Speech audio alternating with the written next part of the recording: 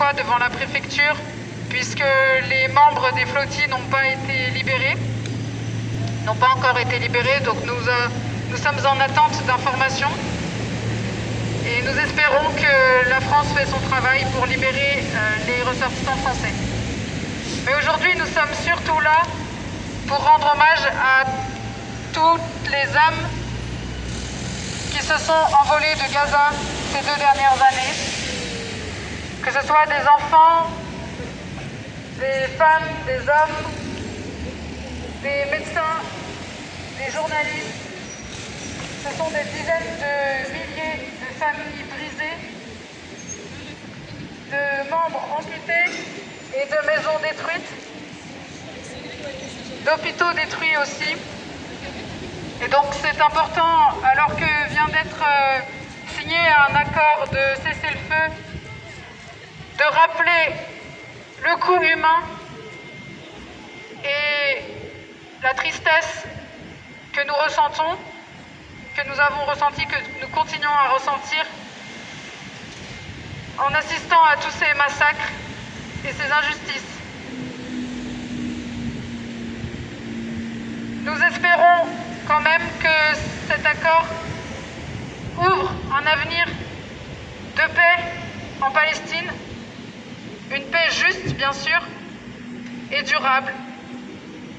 Il faut savoir que l'accord a été signé à minuit, a été annoncé après minuit, qu'il devrait prendre effet à midi aujourd'hui et que pendant ce temps, l'armée israélienne a continué à bombarder encore ce matin. Nous sommes en lien avec nos amis palestiniennes et palestiniens et l'espoir qu'ils ont exprimé hier soir. Et nous ressentons avec eux, nous partageons cet espoir. Et surtout, nous appelons les peuples du monde et le peuple français à ne pas se rendormir. Après 2 ans de massacres qui ont réveillé une partie de la population, nous espérons que cet éveil continue et que nous continuons à être des soutiens solides pour la libération de la Palestine et pour la résistance du peuple palestinien. Nous appelons donc la France à soutenir la rupture de l'accord d'association entre l'Union européenne et Israël suite à tous ces massacres qu'ils ont exécutés. Nous resterons attentifs et nous n'arrêterons pas les mobilisations, bien au contraire. Nous savons que le dernier cessez-le-feu a été rompu par Israël. Et donc nous ne sommes pas naïfs, nous serons toujours avec eux et avec elles jusqu'à la libération du peuple palestinien.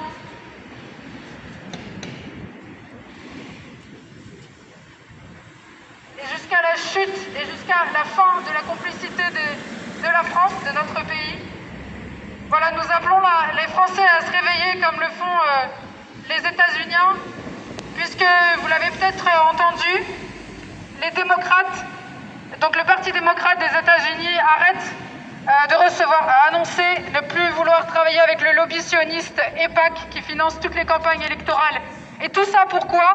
Parce qu'il y a une réelle mobilisation des citoyens, et depuis 2 ans, et encore même avant. Donc, si aujourd'hui Israël n'a pas eu le choix de signer cet accord, c'est parce que nous sommes des millions dans la rue, partout dans le monde, à afficher notre soutien au peuple palestinien et à dénoncer ce que commet cet État criminel. Nous devons donc ne pas relâcher la pression, continuer à isoler Israël de toutes les manières possibles. Tout ce qui a été détruit à Gaza. Et donc, nous dénonçons ce que l'Union européenne a déjà annoncé vouloir être associée au gouvernement à Gaza. Gaza appartient aux Gazaouis et la Palestine appartient aux Palestiniens et ne doit être gouvernée que par des Palestiniens. Nous dénonçons toute tentative de récupération colonialiste, qu'elle soit européenne, états-unienne ou israélienne.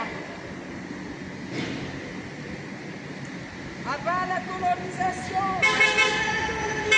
Abat la colonisation.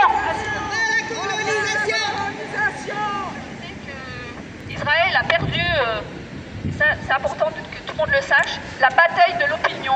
Il a perdu la bataille de l'opinion et il doit perdre la bataille politique concrète. Donc on doit mettre des sanctions rapidement. S'il n'y a pas de sanctions, ben, il n'y a plus de droits. Il n'y a plus d'ONU, il n'y a plus rien. Alors moi, je dis à toutes les personnes qui nous entendent, celles qui nous écoutent ou celles qui ne nous écoutent pas, on doit continuer à se soulever jusqu'à ce que nos gouvernements fassent appliquer les droits internationaux rapidement et des sanctions contre tout Israël et contre tous les complices de ce génocide en cours. Merci.